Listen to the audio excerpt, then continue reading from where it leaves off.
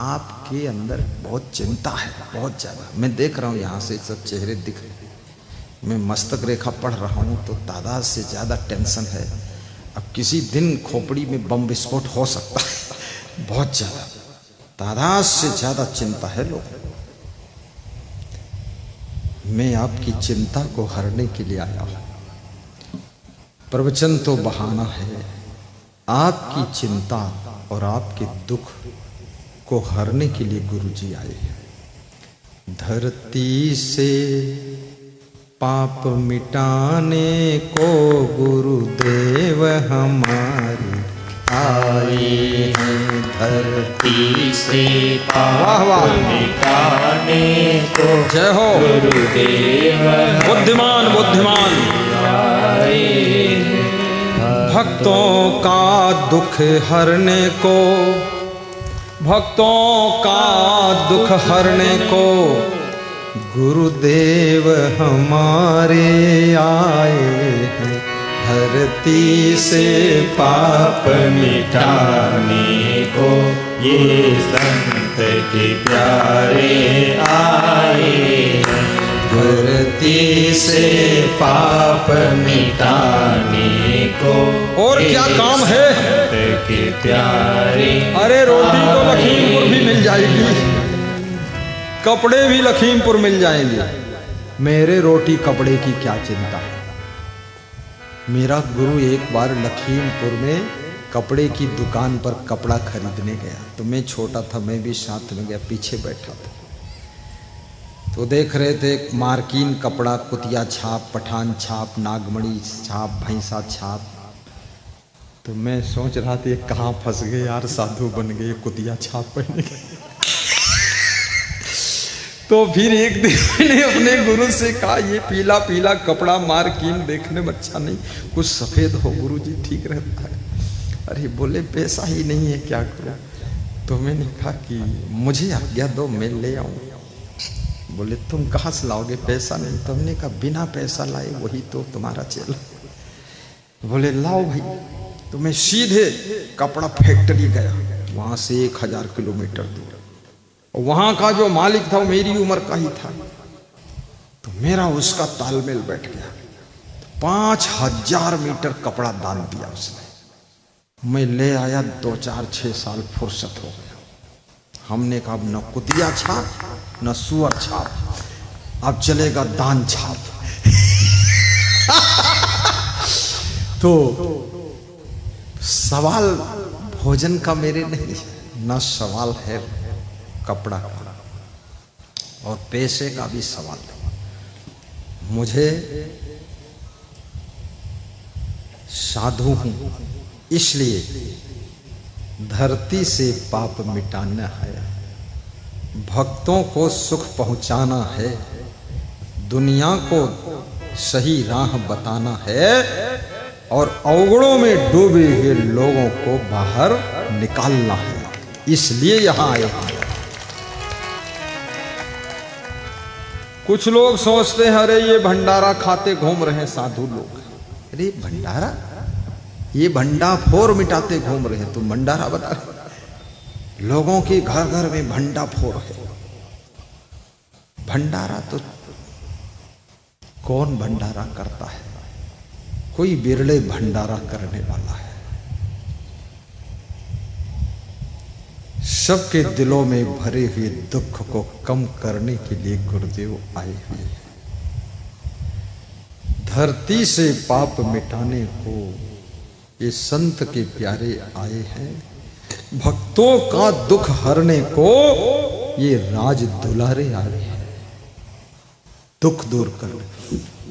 याद रखना, पैसे से दुख दूर नहीं होगा, ना अच्छे मकान से दुख दूर होगा। दुख कब दूर होगा, जब तुम्हारा दुर्गुण दूर होगा, सद्गुण भरपूर होगा, घर में प्रेम भरपूर होगा, बस वहीं से दुख दूर होगा। पति पत्नी में, भाई भाई में, देवरानी जेठानी में और मां बहन में, बेटे में, मौसी में, सबसे आपस में ज्यों ज्यों प्रेम बढ़ेगा तो सुख बढ़ेगा, दुख घटेगा। प्रेम से सुख का जन्म होता है। और सुख कहीं नहीं। भक्ति प्रेम की पवित्र पराकाष्ठा का नाम है। लास्ट लेवल की प्रेम की जो ऊंचाई है उस शिखर का नाम भक्ति है। और भक्ति के शिखर पर पहुंचने वाले लोग सुख के समुद्र में डूब जाते हैं। भक्ति स्वतंत्र सकल सुख खानी। गाइए, भक्ति कैसी है? स्वतंत्र है, सकल सुखों की खानी है। ये रामायण कह रही है। इसलिए किसी को चिंता नहीं करना है। कोई भी भक्ति कर सकता, गरीब हो अमीर हो, गांव का हो अमरेली का हो चलमेली का हो, कहीं का हो, कोठारी का हो, कड़ारी का हो, हनुमंता का हो, सब भक्ति कर सकती। भक्ति स्वतंत्र, स्वतंत्र है और भक्ति तुमको भी स्वतंत्र करती है। सो माने निज और तंत्र माने सिस्टम। आपके निज सिस्टम स्वरूप में स्थित करने वाली भक्ति है। और जो निस्वरूप में स्थिति प्रदान करती है भक्ति, वहीं से सुख शुरू होता है। जब तक ये मन बाहर भटकता है तब तक दुख मिलता है। जब मन सब तरफ से मुड़ करके निस्वरूप में स्थित होता है, बस सुख में डुबकी लग जाती है अंदर अंदर। लेकिन ये भक्ति कहाँ मिलती है? बिनु सतसंग ना पावहि प्राणी। बिना सत्संग के कोई प्राणी भक्ति को नहीं पाता। और भक्ति मिल गई और सत्संग छोड़ दिया तो भक्ति भी आपकी छूट जाएगी धीरे धीरे। इसलिए बार बार भक्त को भी सत्संग सुनना पड़ता। तिहारू राम नामदेव, कल उनके में बेटे बहू के घर पर पधरौनी गया। बहू का जन्मदिन था, सविता नाम है, सविता बाई। बड़ी खुशी कि संतों को भोजन खिलाएंगे, ये करेंगे वो करेंगे, दान भी देंगे। दिल खोलकर दान दिया। जन्मदिन मनाया गया गुरु के सानिध्य में। बहू का दिल भर गया कि जन्मदिन में गुरु कैसे आ गए। इतने बड़े संत एक छोटे से प्रोग्राम में। मैं नहीं वहां गया था, उनकी भक्ति मुझको सेटिंग करके ले गई। क्या योग है! 1-2 मार्च का सत्संग लगा और 1 मार्च उनका जन्मदिन निकला। ये भक्ति का फल है। बार बार सत्संग सुनो, अन्यथा भक्ति भी धीरे धीरे खो जाएगी।